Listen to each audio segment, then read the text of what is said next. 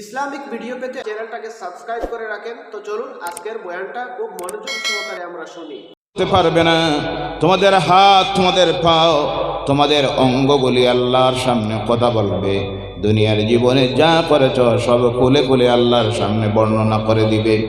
এই আয়াতের ব্যাখ্যার মধ্যে আসতেছি, শুধু অঙ্গ প্রত্যঙ্গ সাক্ষী দিবে তা নয়, মানুষের মুখ যখন আল্লাহ বন্ধ করে দিবেন সেই দিন এই সৃষ্টির সমস্ত মখলুকের জবান আল্লাহ সেই দিন খুলে দিবে। এই মাটির জবান আল্লাহ খুলে দিবে। ওই মাটি সেদিন মানুষের জন্য সাক্ষী হয়ে যাবে।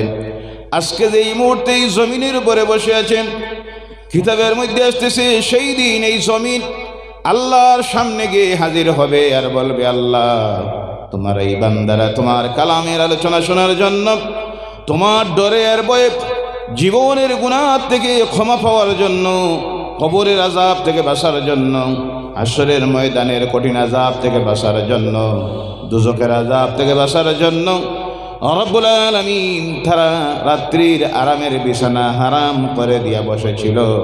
আমি জমিন তোমার দরবারে আল্লাহ সাক্ষী দিতেছি আর আরজ করতেছি, ওই মানুষগুলির জীবনের গুনাহগুলি তুমি মাফ করে দাও। বলো সুবহানাল্লাহ।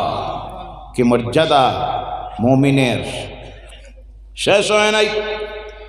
এই আয়াতের ব্যাখ্যার মধ্যে আসতেছি, মানুষ জমিনের মধ্যে যে জায়গার মধ্যে দাঁড়িয়ে যখন নামাজ পড়তে গিয়ে যে জমিনটার উপরে দাঁড়ায়, দাঁড়ানির পর যখন সজদা দেয়, দিতে গিয়ে সজদার কপালটা যে জায়গার মধ্যে লাগে, নাক যে জায়গার মধ্যে লাগে, দুইটা হাত যে জায়গার মধ্যে লাগে, সজদা দিতে গিয়ে পায়ের আঙ্গুলের অগ্রভাগ যে জায়গার মধ্যে লাগে, কিয়ামতের দিন এই সমস্ত জায়গাগুলি আল্লাহর দরবারে বান্দার জন্য সাক্ষী হয়ে যাবে।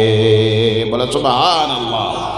এই আয়াতের ব্যাখ্যায় আসতেছে, যখন কোনো নামাজি ব্যক্তি মারা যায়, কোন ব্যক্তি?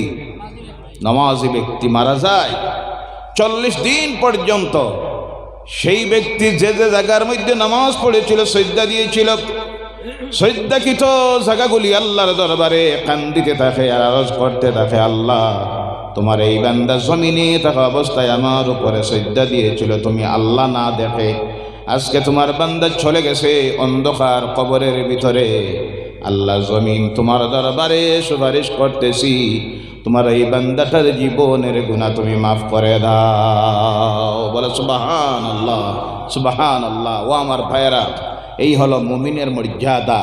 মুমিন যেখানে দাঁড়ায় সেই জায়গা তার জন্য সাক্ষী হয়ে যায়।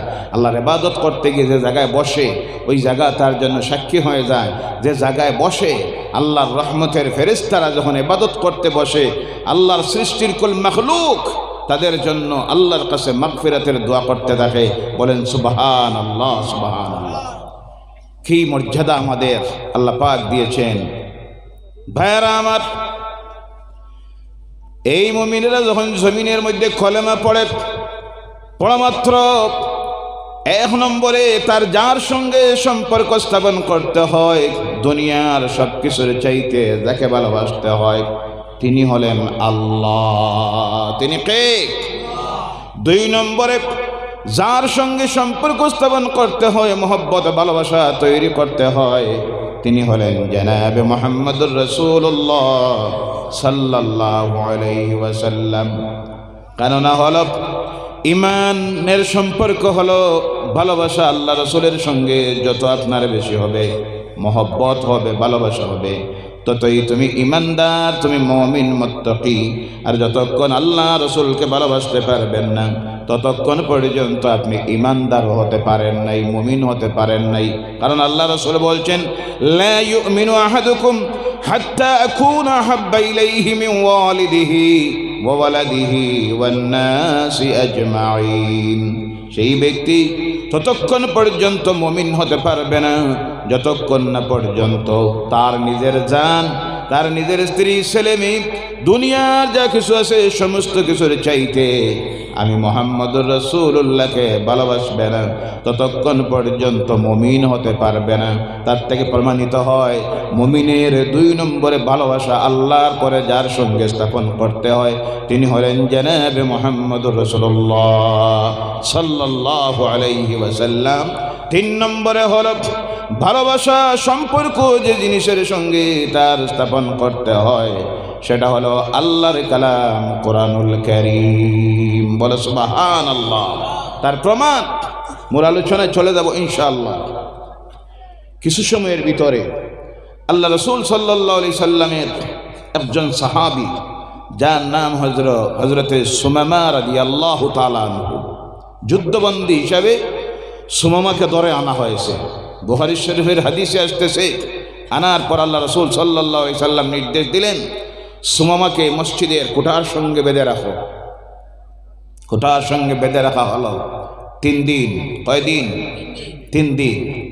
আল্লাহ রাসূল প্রতিদিন যখন ফজরের নামাজ আসেন মসজিদে, নামাজ পড়ানোর পর সুমামার কাছে গিয়ে জিজ্ঞাসা করেন, সুমামা বলো তো তোমার ব্যাপারে কি সিদ্ধান্ত নেওয়া যায়?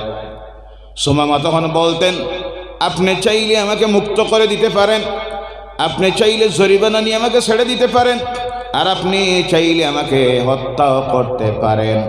আল্লাহ রাসূল কোনো জবাব দেন না।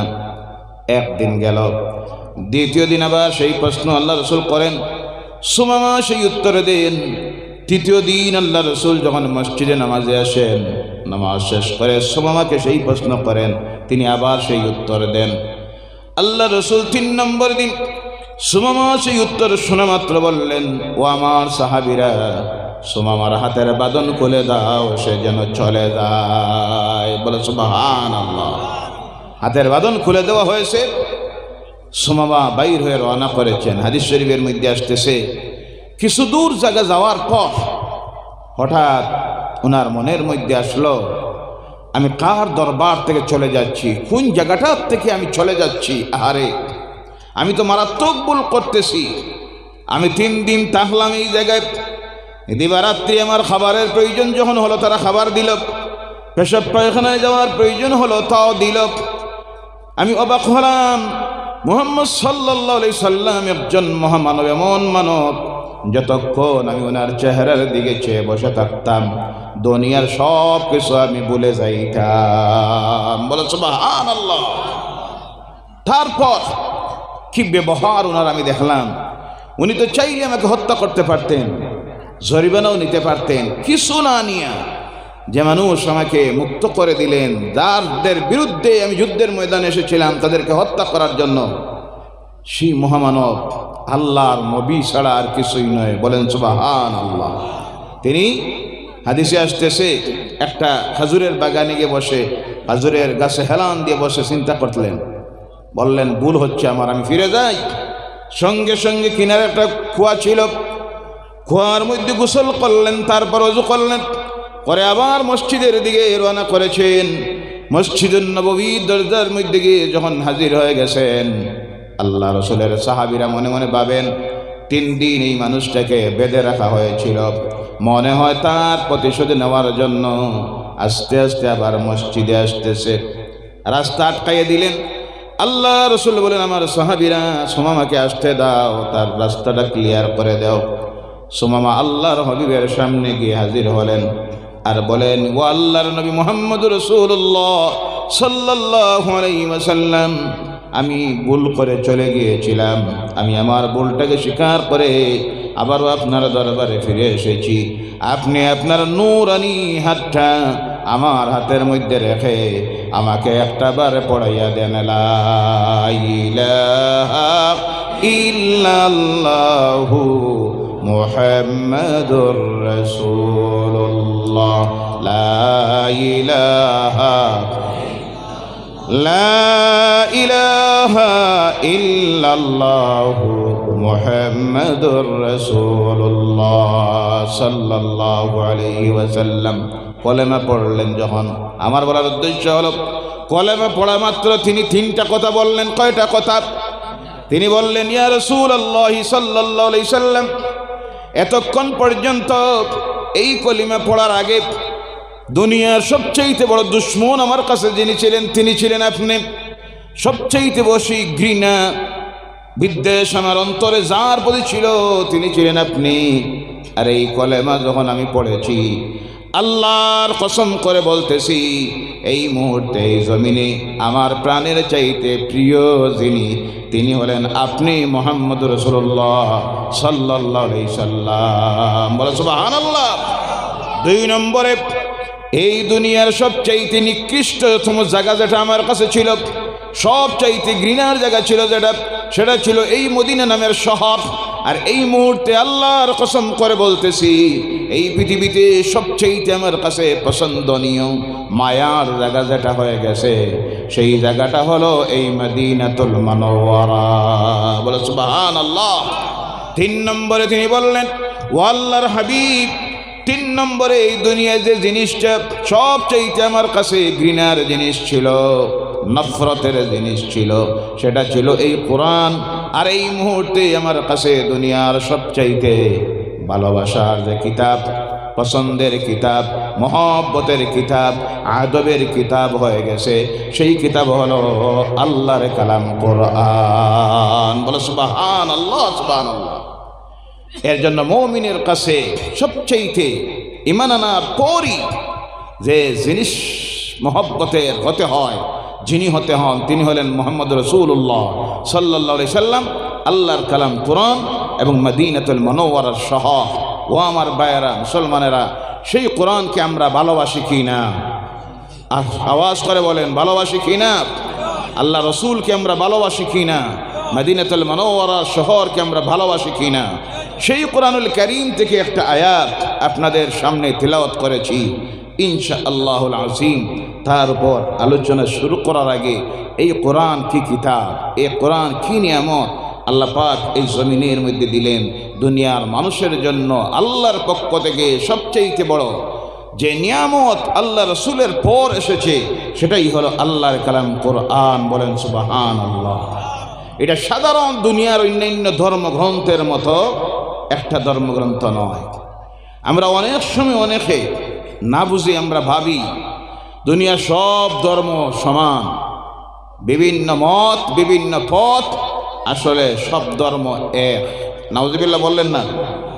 সব ধর্ম এক মানবা আপনারা? সব ধর্মগ্রন্থ এক। অনেকে অনেক সময় বলে, বিভিন্ন জনে বিভিন্ন নামে ডাকে, কেউ বলে আল্লাহ, কেউ বলে ঈশ্বর, কেউ বলে গড, কেউ বলে পরমেশ্বর। আসলে সব জিনিসই এক। নাউজুবিল্লাহ নাই? ভাইরা আমার,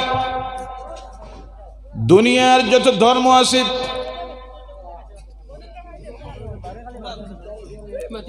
দুনিয়ার যত ধর্ম আছে, সমস্ত ধর্মগ্রন্থগুলি দুনিয়ার মানুষের নিজ হাতের তৈরি। অনুরূপভাবে যত ধর্মগ্রন্থগুলি জমিনের মধ্যে আছে, সমস্ত হলো দুনিয়ার মানুষের নিজ হাতের তৈরি। একটা মাত্র ধর্মগ্রন্থ আল্লাহর পক্ষ থেকে পৃথিবীতে এসেছে, একটা মাত্র ধর্ম আল্লাহর পক্ষ থেকে সিলেকশন দেওয়া হয়েছে, একটা মাত্র ধর্ম এবং ধর্মগ্রন্থ কমপ্লিট পৃথিবীর মানুষের জন্য জীবন ব্যবস্থা হিসাবে দেওয়া হয়েছে। যেই কথা আমার কথা নয়, যেই কথা স্বয়ং আল্লাহ পাক তার কালাম কোরআনুল কারীমে দুনিয়ার মানুষকে জানাইয়ে দিতেছেন। 9 জিলহজের দিন আল্লাহ রসুল সাল্লাল্লাহু আলাইহি সাল্লাম যখন আরাফাতের ময়দানে বক্তব্য রাখতেছেন সাহাবায়ে কেরামদের সামনে, যেই দিন আল্লাহ রসুলের সামনে বসে আছেন 1,24,000-এর ঊর্ধ্বে সাহাবায়ে কেরামরা। আল্লাহ রসুল বক্তব্য দিতে গিয়ে প্রত্যেকটি কথায় বোঝা যায় আল্লাহ রসুল বিদায় নিতেছেন। প্রত্যেকটা কথায় বোঝা যায় আগামী বছর এই ময়দানে আল্লাহ রসুল আর আসবেন না, বেশি দিন এই জমিনে থাকবেন না। যার কারণে ঐতিহাসিকবিদেরা সেই হজটার নাম দিয়েছে হজ্জাতুল ওয়াদা, বিদায়ী হজ। অর্থাৎ প্রত্যেকটা কথায় আল্লাহ রসুল বিদায় নিতেছেন। আল্লাহ রসুলের জীবনের প্রথম হজ এবং জীবনের শেষ হজ, আল্লাহ রসুল যখন বক্তব্য শেষ করলেন, এত লম্বা বক্তব্য জীবনে এর আগে আল্লাহ রসুল দেন নাই। প্রায় 3.5 ঘন্টার মতো বক্তব্য যেমনি শেষ করলেন, আল্লাহ পাক তার কালাম কোরআনুল কারীমের সর্বশেষ আয়াত নাযিল করে দিল, বিসমিল্লাহির রহমানির রহিম। اليوم أكملت لكم دينكم وأتممت عليكم نعمتي ورضيت لكم الإسلام دينا بولو الله أكبر اليوم أكملت لكم دينكم আজকের দিনে তোমাদের জন্য তোমাদের ধর্মটাকে পরিপূর্ণ করে দেওয়া হলো। আর আল্লাহর পক্ষ থেকে যত নিয়ামত দেওয়ার, আল্লাহ সমস্ত নিয়ামতকে এই কিতাবের মধ্যে দিয়া কিতাবটাকে কমপ্লিট করে দিলেন। আর আল্লাহর পক্ষ থেকে তোমাদের জন্য দ্বীনে ইসলামকে, ইসলাম ধর্মটাকে ধর্ম হিসাবে মনোনয়ন দেওয়া হলো। বলো সুবহানাল্লাহ। তিনটা কথা, কয়টা কথা? আল্লাহ তিনটা কথা তার রাসূলকে জানাইয়া দিলেন। ইসলাম কমপ্লিট হয়ে গেছে। আল্লাহর দেওয়া যত নিয়ামত তোমাদেরকে দেওয়া, পৃথিবীর মানুষের জন্য যা কিছুর প্রয়োজন হবে সব আল্লাহ দিয়ে দিছেন এই কিতাবের মধ্যে। এর জন্য বর্তমান যে এই কোরআনের প্রথম অক্ষর কোনটা? জি, আরে এই তো হলো মুসলমানদের অবস্থা। আমরা তো সব মুসলমান বসে আছি এখানে, পাক্কা মুসলমান, দিনদার ইমানদার মুসলমান। কেউ তো ফুলতে ফুলতে কুমড়ার চাইতে আরো বেশি, কত বড় যে পরহেজগার মুত্তাকি দিনদার ইমানদার। তো কোরআনুল কারীমের প্রথম অক্ষর আমরা জানি না। বর্তমান যে কোরআন আমাদের কাছে আছে এই কথাটাও জানি না। এই হলো সবচেয়ে বড় মারাত্মক ভুল আর অসুবিধা। এর সঙ্গে সম্পর্ক ছিন্ন হওয়ার কারণে আজ এই জাতির এই অবস্থা হচ্ছে। এমন কোনো নাফরমানি বাকি নাই, সব ঢুকে গেছে প্রত্যেকটা ঘরে, প্রতি মহল্লায়, সমাজের রন্দে রন্দে এমন কোনো আল্লাহর নাফরমানি বাকি নাই, সব ঢুকে গেছে আমাদের মধ্যে। তার কারণ হলো আমাদের মধ্য থেকে বিদায় নিয়েছে আল্লাহর কালাম কোরআন। কোরআনুল কারীমের বর্তমান কোরআনুল কারীমের প্রথম অক্ষর হলো বা। কোনটা? কোয়ার বাদে কইতে শরম লাগে নাকি? আওয়াজ করে বলেন না। কোরআনের এক অক্ষর বললে কত নেকি? ইউয়াজও জানা নাই? 10 নেকি, বলেন সুবহানাল্লাহ। 10টা গুনাহ আল্লাহ মাফ করে দেয়, বলেন সুবহানাল্লাহ। 10 বার আল্লাহর পক্ষ থেকে রহমত নাজিল হয়, সুবহানাল্লাহ নাই? সেই কালাম আল্লাহর কালাম কোরআন। তার প্রথম অক্ষর হলো বা, শেষ অক্ষর হলো সিন, অর্থাৎ বাস, এনাফ, যথেষ্ট।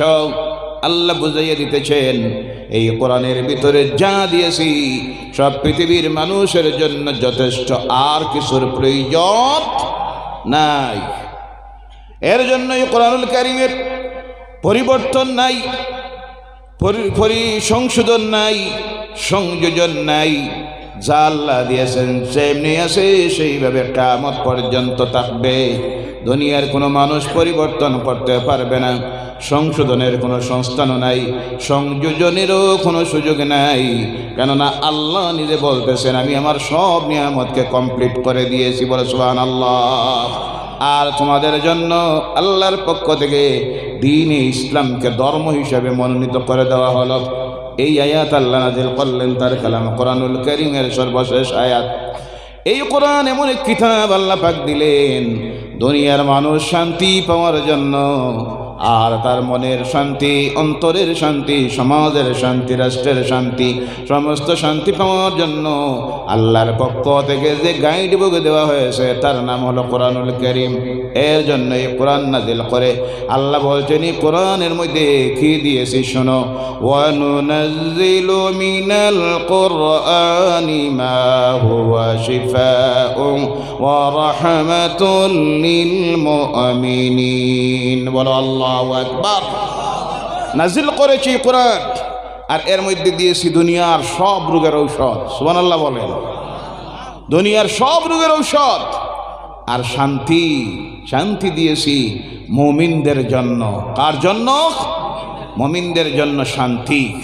আজকে এই কোরআনকে যারা ধর্মগ্রন্থ হিসেবে মেনেছি, অনুসারী হয়েছি, দেখা যায় এরাই সবচাইতে পৃথিবীতে আজকে অশান্তিতে, নির্যাতিত, লাঞ্ছিত, বঞ্চিত, শোষিত, মৌলিক অধিকার থেকে, ফান্ডামেন্টাল লাইফ যাকে বলা হয়, তার থেকে বঞ্চিত, তৎসঙ্গে সাংবিধানিক অধিকার থেকে গোটা বিশ্বে বিভিন্ন রাষ্ট্রে তাদেরকে বঞ্চিত করা হচ্ছে। তার কারণ কি? তারা কেন এত অশান্তিতে পড়ল? আল্লাহ বলছেন এই কোরআন তো দেওয়া হলো মুমিনদের জন্য শান্তি, আর যে মুমিনের ঘরে আছে এই কোরআন, আবার তাদের মধ্যে নাই শান্তি, নাই তার পরিবারে শান্তি, নাই তার সমাজে শান্তি, নাই সেই রাষ্ট্রে শান্তি। তার কারণ হলো আমরা এখন পর্যন্ত মুমিন হতে পারি নাই। ও আমার ভাইয়েরা, একটা মাত্র প্রমাণ দেখ, আমরা কি মুমিন না আমরা ফাসিক? আমরা কোন দফতরে? এক একটা মহল্লায় নামাজিদের সংখ্যা হলো, নামাজ যাদের উপরে ফরজ, নামাজ যাদের উপরে ফরজ তাদের সংখ্যা হলো 200। কয়শো? জি, মসজিদের নামাজের জামাতে হাজির হইল 5 জন। আলহামদুলিল্লাহ, কোনোটা নাই। আচ্ছা, আপনাদের অবস্থা বেশ বালা নয়, আব্বাবে বোঝা যায়। জি, কোনোটাও নাই। বলেন নাউজুবিল্লাহ। এই যে বাকি যারা, এরা মুমিন। জি, 200-র মধ্যে 5 জন নামাজে হাজির, 195 জন মুমিন। আপনারা ফতোয়া কিছু দেন না, এখন তো সবে ফতোয়া জানে, সবে মাসলা দিতে পারে, মাসলার আর অভাব নাই। জি ভাইরা আমার, আরো অবস্থাটা দেখেন, কোন অবস্থায় গিয়ে আমরা পৌঁছেছি। কেন শান্তি বিদায় হলো? ওয়াজের মাহফিলে ওয়াজ চলতেছে, বিভিন্ন জায়গায় মাহফিলে যখন বক্তব্য রাখি, এমন মাহফিল আছে 2 দিন 3 দিন ব্যাপী তাফসীরুল কোরআনের মাহফিল হয় বিভিন্ন জায়গায়। বক্তব্য যখন রাখি, সামনে নাই করে 8 থেকে 10,000-এর মতো শ্রোতারা উপস্থিত থাকে। কোনোদিন দেখা যায় এমন অবস্থা হয়, এশার নামাজের আজান দেওয়া হইল, সভাপতি ঘোষণা দিলেন এইমাত্র এশার নামাজের আজান হবে বা জামাত নামাজ হবে, নামাজের পর বক্তা বক্তব্য রাখবেন। যখন এই ঘোষণা দিতেছেন, প্যান্ডেলের ভিতরে বসে আছে না ইয়ে করেও 5,000। কয় হাজার? 5,000।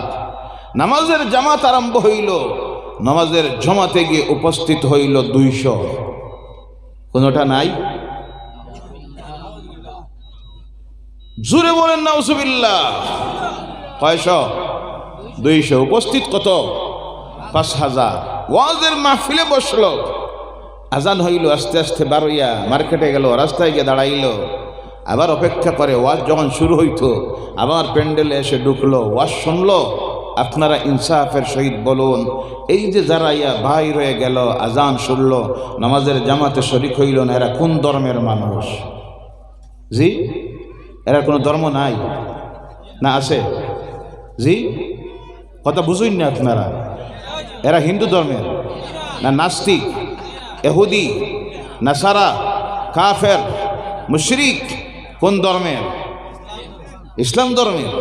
ইসলাম ধর্মের হলে তো আজান শোনা মাত্র তার উপরে ফরজ হলো আল্লাহর কুদরতের কদমে লুটিয়ে পড়া। কথা ঠিক কিনা? এরা কোন ধর্মের? এই যদি হয় অবস্থা, আজকে কোথায় গিয়ে পৌঁছেছে এই জাতির অবস্থা? এই অবস্থার মুসলমান আজকে শতকরা 95%। কথা ঠিক কিনা? এই অবস্থার নামদারি তথাকথিত মুসলমান, ভোটার লিস্টের মুসলমান যদি হয়, আর এদেরকে দিয়ে যদি আল্লাহ জালিমদেরকে দিয়ে এরা যদি ফুটবল খেলাই লয়, আল্লাহর কোনো অসুবিধা আছে? নাই। ও মুসলমানেরা, ও আমার ভাইয়েরা, একটাবার খেয়াল করুন কোথায় গিয়ে আজকে আমরা পৌঁছতেছি। এই অধঃপতনে যাওয়ার 1 নম্বরের কারণ হলো আল্লাহর কালাম কোরআনুল কারীম, যে কিতাব আল্লাহ আমাদের মধ্যে দিয়েছেন, সেই কিতাব কি কিতাব, এর মধ্যে কি নিয়ামত, কি আলোচনা আল্লাহ করেছেন তা আমরা জানি না, আমরা বুঝি না। আজকে শতকরা 95% মুসলমান এখনো পর্যন্ত আল্লাহর কালাম কোরআনুল কারীমের তিলাওয়াত জানে না, অর্থ জানে না, ব্যাখ্যাও জানে না। আছে না নাই? এই যদি হয় একটা মুসলমানের অবস্থা, তাহলে তার চরিত্র আমল কেমন হবে তা কিছু অনুমান করা যায়নি না? না কারণ আল্লাহ পাক বলছেন এই কোরআনটাকেই তো দিয়েছি তাদের জন্য ঔষধ, আর এই কোরআন দিয়েছি তাদের জন্য রহমত আর শান্তি। অর্থাৎ এই কোরআন গলায় ঝুলাইলে ঘরে রাখলে রোগ সেরে যাবে, আর এই কোরআন গলায় ঝুলাইলে ঘরে রাখলে রহমত নাজিল হবে তা নয়। এই কোরআন যাদের বাস্তব জীবনী আমলের মধ্যে যারা বাস্তবায়িত করে নিবে, দুনিয়ার কোনো রোগে তাদেরকে ধরবে না। রোগ বলতে আমাশয়, মাথার ব্যথা, প্রেশার, ডায়াবেটিস, সুগার, হার্টের প্রবলেম তা নয়। এটা তো একজন মানুষের মানবীয় রোগ, মানুষের শারীরিক রোগ, এটা স্বাভাবিক রোগ। রোগ বলতে হলো জিনার রোগ, রোগ বলতে হলো মদের রোগ, রোগ বলতে হলো আল্লাহর নাফরমানির রোগ, রোগ বলতে হলো শিরকের রোগ, রোগ বলতে হলো বিদাতের রোগ, রোগ বলতে হলো কুফরের রোগ, রোগ বলতে হলো সুদের রোগ, দুর্নীতির রোগ, মিথ্যার রোগ, পরনিন্দার রোগ, সুগলুরির রোগ। অর্থাৎ আল্লাহর নাফরমানির যত রোগ দিয়েছি, এই সমস্ত রোগ থেকে যদি তোমরা বাঁচতে হয় তাহলে মানতে হবে আমি আল্লাহর কালাম কোরআনের আইন। বলো সুবহানাল্লাহ। আর যখন তোমরা এই কোরআনের উপর বাস্তব তোমাদের আমলটা হয়ে যাবে, কোরআন দিয়ে তোমার জীবন পরিচালিত করবে, তোমার ঘরটা চলবে, তোমার সমাজ চলবে, তোমার রাষ্ট্র চলবে, সেই রাষ্ট্রে, সেই সমাজে, সেই পরিবারে, সেই ব্যক্তির মধ্যে আসবে শান্তি আর শান্তি। বলো সুবহানাল্লাহ। যার জ্বলন্ত প্রমাণ আমরা দেখি, আল্লাহ পাক রব্বুল আলামিন তার এই কালাম যখন নাজিল করেন নাই, আল্লাহ রসুল সাল্লাল্লাহু আলাইহি সাল্লামকে আল্লাহ মক্কার জমিনে যখন পাঠাইল, এখন পর্যন্ত নবুয়তের দায়িত্ব আল্লাহ দেন নাই। তার হাবিব মক্কার মধ্যে আসলেন, আসার পর আল্লাহ রসুল দেখেন, হারে এই মানুষগুলি তো আকৃতিতে মানুষ, প্রকৃতিতে জন্তু জানোয়ারের মতো হয়ে গেছে, প্রকাশ্যে মদ পান করে, জন্তু জানোয়ারের মতো রাজপথে জিনা করে, বলেন নাউজুবিল্লাহ। তারপর তারা সামান্য বিষয় নিয়ে ঝগড়া করে করে বৎসরের পর বৎসর লড়াই করত, সামান্য বিষয় নিয়ে ঝগড়া করে হাজার হাজার মানুষ মারত। মদ তাদের মধ্যে স্বাভাবিক, সুদ স্বাভাবিক, জেনা স্বাভাবিক, সব আল্লাহর নাফরমানির এমন কোনো কাজ বাকি নাই, সব তারা করতেছে। এই অবস্থায়, এমন অবস্থার মধ্যে গিয়ে পৌঁছিল, দয়া মায়া বলতে তাদের হৃদয়ে কিছুই নাই। নিজের জন্মদাতা বাপ তার নিজের মেয়েটাকে, যেটাকে সে নিজে জন্ম দিল, ওই মেয়েটাকে সে নিজে নিয়ে জীবন্ত মাটির নিচে কবর করে চাপা দিত। বলো নাউযুবিল্লাহ মিন যালিক। আল্লাহ রসুল এদের এই অবস্থা দেখে চিন্তায় পড়লেন, আল্লাহ এগুলি তো আকৃতিতে মানুষ আর প্রকৃতিতে জন্তু জানোয়ারের চাইতে আরো নিকৃষ্ট হয়ে গেছে, কি দিয়া এদেরকে হেদায়েতের রাস্তায় আনা যায়, প্রকৃত মানুষ বানানো যায়, কিভাবে এদের নৈতিক চরিত্রের আমলের পরিবর্তন করা যায়। আল্লাহ রসুল সেই চিন্তা করে করে পাহাড়ের গুহায় চলে গেলেন। কোনো সময় সপ্তাহ দিন, 15 দিন, মাস দিন সেখানে খাবার নিয়ে গিয়ে বসে থাকতেন আল্লাহর ধ্যানে, সাধনায়, আর চিন্তা করতেন আল্লাহ এই মানুষগুলিকে কি দিয়ে হেদায়েতের রাস্তায় আনা যায়। এবার আল্লাহ রসুলের বয়স হলো 40 বছর। কত বছর? 40 বছর হল। সর্বপ্রথম সেই দিন আল্লাহর পক্ষ থেকে তার রাসূল সাল্লাল্লাহু আলাইহি ওয়াসাল্লামের কাছে আল্লাহর সবচেয়ে সম্মানিত ফেরেশতা, যে ফেরেশতার নাম হলো হযরত জিবরাইল আলাইহিস সালাম। কোন ফেরেশতা? হযরত জিবরাইল আলাইহিস সালাম চলে আসলেন। আসে আল্লাহ রসুলের কাছে 1 নম্বরে বললেন, হে আল্লাহর নবী, আপনি যে চিন্তা করতেছেন এই মানুষের অবস্থা নিয়ে, এই মানুষের পরিবর্তন আনতে হলে 1 নম্বরে তাদের ভিতরে ঢুকাইয়া দিতে হবে আল্লাহর বিশ্বাস। কার বিশ্বাস? 1 নম্বরে আপনি তাদের কাছে গিয়ে বলুন লা ইলাহা ইল্লাল্লাহু মুহাম্মাদুর রাসূলুল্লাহ সাল্লাল্লাহু আলাইহি সাল্লাম। আর 2 নম্বরে এদেরকে যদি আপনি হেদায়েতের রাস্তায় আনতে হয়, সেটা হলো কোন নির্দেশনা? আমি আল্লাহ আমার কালাম কোরআন নাজিল করতেছি আপনার প্রতি। ইকরা বিসমি রাব্বিকাল্লাযী খালাক। হে আমার হাবিব, আপনি তাদের কাছে গিয়ে বলুন 1 নম্বরের কথা, এদের এই অবস্থার পরিবর্তন আনতে হলে তাদের জন্য প্রয়োজন হলো ইকরা, পড়ো। কি করো? পড়ো তোমার রবের নামে, যিনি সৃষ্টি করেছেন তোমাকে। বলো সুবহানাল্লাহ। কোরআনের 1 নম্বরের অর্ডার, নির্দেশ আল্লাহর পক্ষ থেকে, পড়ো, কোনটা করো। অর্থাৎ আল্লাহ বুঝিয়ে দিলেন তার রাসূলকে একটা সমাজের, একটা জাতির, একটা মানুষের নৈতিক চরিত্রের আমলের পরিবর্তন আনতে হলে 1 নম্বরে যে মেডিসিনের প্রয়োজন সেটা হলো জ্ঞান। কোনটা? জ্ঞান ছাড়া, জ্ঞানের আলো ছাড়া, জ্ঞানের মশাল ছাড়া একটা মানুষের নৈতিক চরিত্রের আমলের পরিবর্তন আনা সম্ভব নয়। আজকে যে আমার এই সমাজ আল্লাহর নাফরমানির দিকে যাওয়ার বিভিন্ন কারণ আছে, এর মধ্যে 1 নম্বরের কারণ হলো জ্ঞানের আলো থেকে, জ্ঞানের রাস্তা থেকে এই জাতি, এই সমাজ আজকে অনেক সরে গেছে। অনেক পরিবর্তন আসতেছে, তবে বলেন আলহামদুলিল্লাহ। কিন্তু যেই হারে এই সমাজের মানুষ শিক্ষিত হওয়ার কথা ছিল, সেই হিসাবে, সেই তুলনায় শিক্ষিত হয় নাই। কারণ হলো এই কোরআন তাদেরকে এই নির্দেশনা দেওয়ার হয়ে গেল 1500 বছর। কত বছর? 1500 বছর হয়ে গেল।